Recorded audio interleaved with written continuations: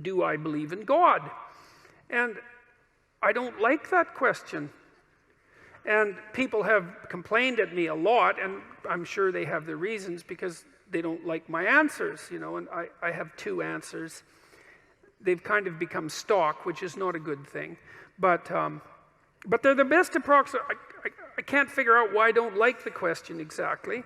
I had three sort of burgeoning hypotheses. One was, it's none of your damn business. That's the first one. So it's like a privacy issue. Like it seemed to me to be a question that was too private to be answered properly. And so, you could consider that a cop-out, and maybe it is. And then another one was, well, what do you mean by believe? Like, do you mean the words? Do you mean to say the words, I believe in God? Does that indicate that you believe in God? Like, I don't know what you mean by believe exactly, because, and that's got me in trouble too, because, people think that attempting to clarify the meaning of words is an attempt to escape from the question when it's actually an attempt to specify the question. I mean, is what you believe what you say or what you act out? Now, I would say to some degree it's both, but if push comes to shove, as far as I'm concerned, what you believe is what you act out, not what you say. And then, and if you're an integrated person, then what you act out and what you say are the same thing, and then you're a person whose word can be trusted, right? Because what you say and what you do are isomorphic. They're the same thing. But belief is instantiated in action. So I have also suggested that I act as if I believe in God, or to the best of my ability. And people aren't very happy with that either. And then the third is that I'm afraid that he might exist, which I think is the most comical of the three answers and perhaps the most accurate one. But then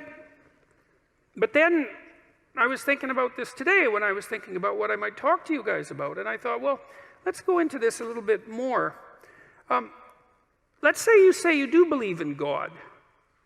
Say, I believe in God. It's like, okay, well, that's hypothetically pretty impressive, I would say. It's like you believe that there's a divine power that oversees everything, that is fundamentally ethical, that's watching everything you do, and you believe that. And so what effect does that have on your behavior if you believe it?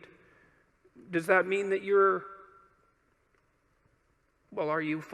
are you all in on your beliefs? Are you sacrificing everything to this transcendent entity that you proclaim belief in? Have you cleansed yourself of all your sin, let's say? Are you making all the sacrifices that you need to make? Like, have you taken the mote out of your eye? No. Or are you in the same situation, let's say, that the Catholic Church seems to be in right now?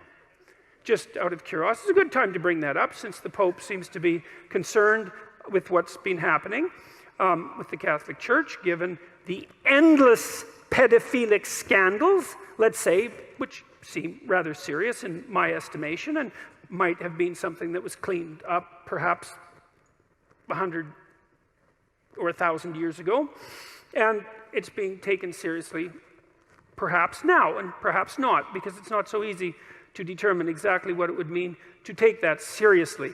And you might say, well, are all the people who are committing these heinous actions and then covering them up, if you ask them, well, do you believe in God? What are they going to say? Well, you'd think the answer would be yes, given that they're like priests, and yet,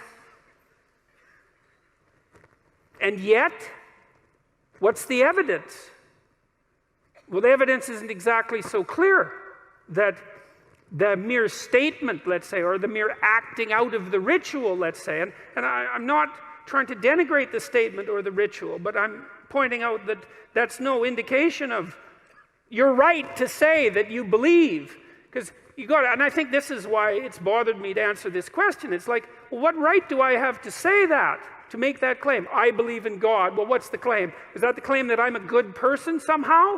Because you'd think that if you believed in God, actually, like seriously, that you'd be a good person, like right now, because, well, Well, for obvious reasons, I would think. And so if that hasn't happened in some sort of miraculous sense, so that you're the best person you could possibly imagine being on an ongoing basis, and terrified of deviating from that path in a serious manner, then I don't see why you have the right to say that you believe in God.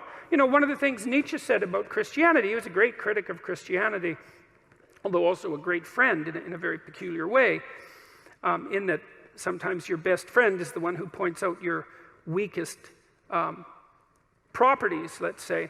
He said, as far as he was concerned, there was only one Christian, and he died on the cross. And that's a, you know, perhaps an extreme statement, but one worth giving some consideration to. It's like, well, then you look at what are you called upon? Let's say if you're going to proclaim yourself as a believer, you know. And I thought about this a lot as I've gone through the Old Testament. I did a bunch of lectures last year, and so what are you called upon? Well, you're called upon initially to act out the spark of divinity that's within you by confronting potential with the logos that's within you, which means to take the opportunities that are in front of you, the potential future, and to transform it into the present in the best possible way, using truth and courage and careful articulation as your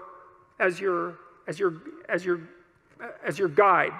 So that's the first thing you're called on to do.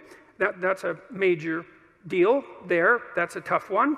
And then the second is to make the proper sacrifices. That's the Cain and Abel story. Is like you want something, you genuinely want it, you want to set the world straight, then you let go of what's necessary and you pursue.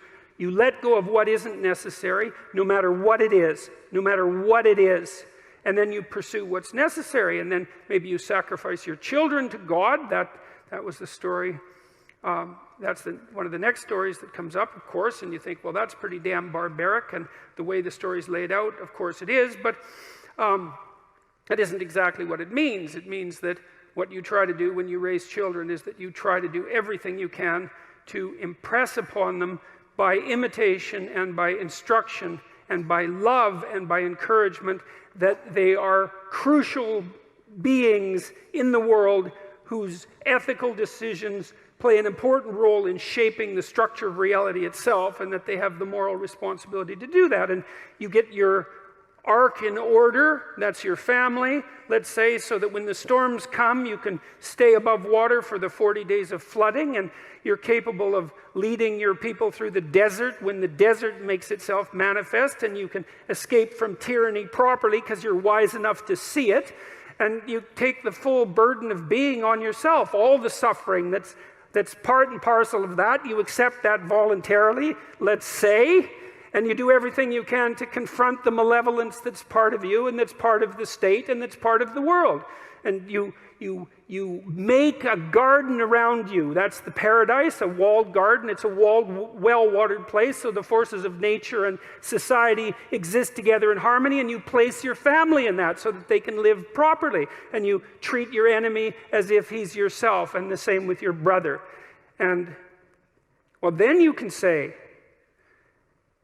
then maybe you can say, maybe then you have the right to say that you believe in God.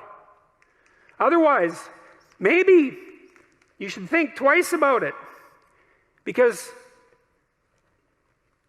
you know, there's a line in the New Testament that Christ himself says. Two of them, I should read them too, because they're very relevant to this.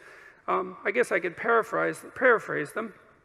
A rich man comes up to Christ and says, good leader, good Lord. And he asks him a question about how it is that he should be a good person. And Christ says, don't call me good. There's no one that's good but God. And, you know, that's worth thinking about. I mean, the one person that in principle, in our ancient stories, had the right to make some direct connection between himself and the divine, was unwilling to do it when challenged. And so it might be reasonable to assume that each of us could be much more cautious about making that sort of statement bluntly when we're asked. And then the other line is, Not all those who say, Lord, Lord, will enter the kingdom of heaven. Got that about right? Which means something approximating, just because you make a claim to moral virtue, let's say, your belief in God, which I can't see how you can make a higher claim to moral virtue than that. Agnostic, atheistic, I don't really care. The point is something like this. Imagine something of ultimate transcendent value. I don't care whether you believe in it or not, but imagine that something like that exists, and then you swear allegiance to it, which is to say, I believe in this. There's a heavy moral burden that comes along with that, just to allow yourself to utter the words without feeling that you should be immediately struck down appropriately by lightning. And so I think that's why that question makes me uncomfortable. It's that I don't think I have a right to make that proclamation.